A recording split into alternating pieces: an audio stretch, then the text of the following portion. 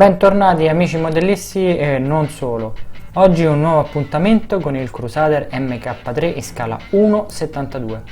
Oggi voglio affrontare con voi la realizzazione dell'invecchiamento e del weathering con i colori ad olio. Stiamo vedendo qui la possibilità che abbiamo dal mercato, quelle che utilizzo io.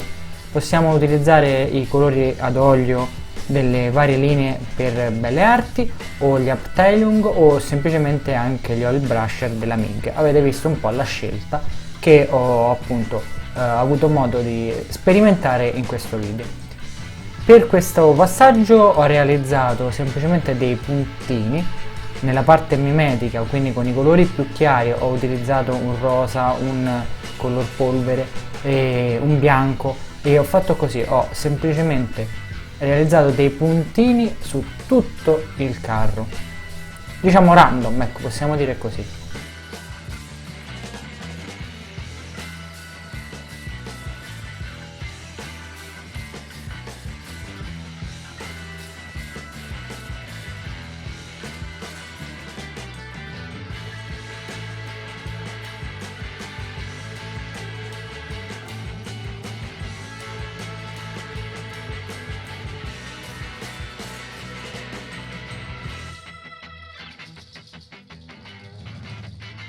Subito dopo, attendendo qualche minuto, ho tirato semplicemente i colori ad olio, andando a mescolarli tra di loro e andando ovviamente a evitare che si depositassero, quindi a togliere gli eccessi.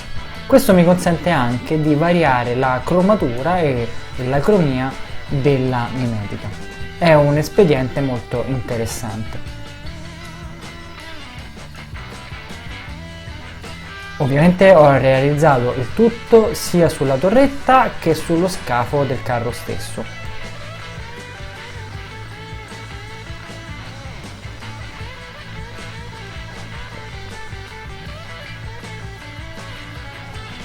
Nella parte quindi orizzontale la puntinatura è stata tirata in modo quasi puntiforme, mentre nelle parti che questo carro ha verticali e oblique è stato tirato dall'alto verso il basso, sempre con un pennello imbevuto di acqua raggia. Potete utilizzare ovviamente anche il White Spirit delle varie ditte di modellismo, il diluente e così via. Anche come colore olio, come vi dicevo, io ho questi, ma potete utilizzare qualsiasi tipo di colore ad olio.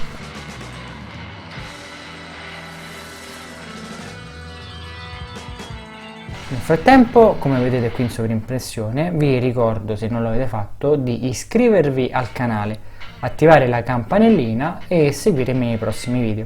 Sicuramente ne arriveranno altri per la realizzazione finale di questo piccolo carro.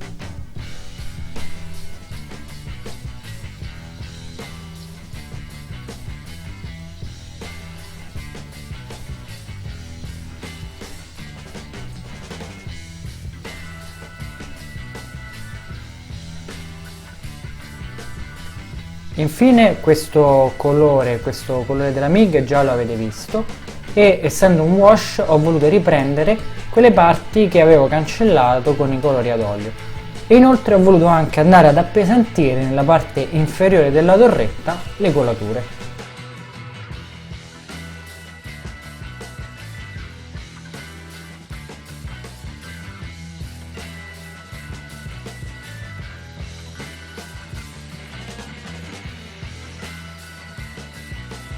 Infine ho voluto anche realizzare ulteriore sporco lì dove poggia la torretta,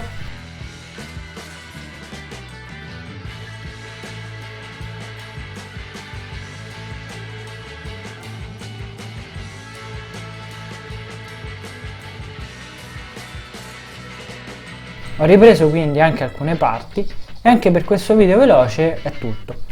Io vi ringrazio come al solito per la visione e ci vediamo al prossimo video. Cosa sarà il prossimo video? Lo scoprirete a brevissimo. Ciao ragazzi!